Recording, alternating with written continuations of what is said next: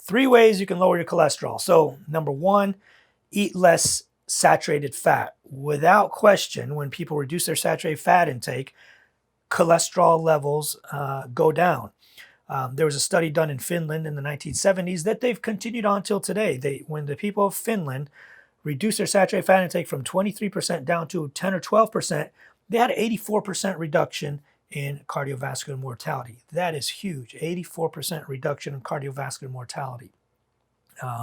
So the number 1 thing you can do is lower your saturated fat intake. Number 2 thing you can do would be to get as close to your lean body weight as possible. We found in studies that if you get pretty lean, and I'm not talking like if you're 300 pounds, you lose a pound or 2 here and there over a year. I'm talking like you really get lean. Like if you are 200 pounds plus and your ideal body weight's like 150, you try to get to 160 or 170, like you get really lean. If you get close to your ideal body weight as possible, you can actually lower your cholesterol. So that is very, very important. Now, cholesterol is also very, very genetic. So sometimes no matter how much you do in terms of lifestyle or eating healthy or being active, sometimes you cannot lower your cholesterol past a certain percent. And in the best studies they've done, you could lower your cholesterol by about 16%. Now, if your cholesterol is already pretty good, like you're on like 180, 170, and you lower it 15, 16, maybe 18%, that's pretty good.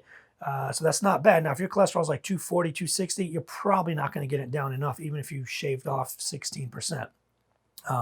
The third thing you can do would be to try to get active.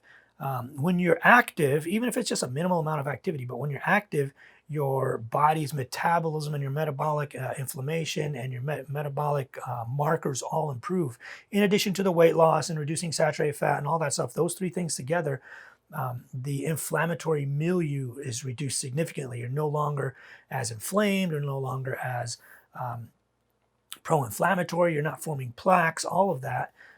We know it definitely helps. So try to get active, whether that's just walking every day or whatever it does. And all of these 3 things kind of support each other. We know that at LDL levels below 67, if you look at all the research studies combined, people with an LDL level below 67, 0 cardiovascular mortality. So keep that in mind and try to incorporate those 3 things into your life.